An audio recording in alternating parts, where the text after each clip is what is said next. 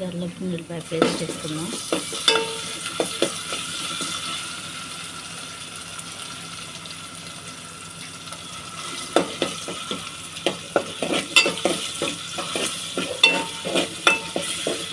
పచ్చివాసన పోయేదాకా కొద్దిగా పచ్చివాసన పోయింది. ఎర్రగా వచ్చేసి ముక్కలు వేసుకుందాం.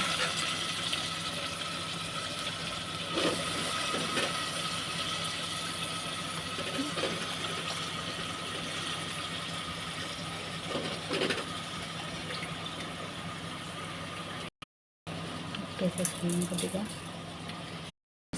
పసుపు వేసాను. ఇక్కడ పసుపు వేసాను. కారం వేసుకున్నా తగినంత, మీరు ఎంత తింటారో అంత వేసుకోండి. కలుపుకుందాం. నీళ్ళు కొద్దిగా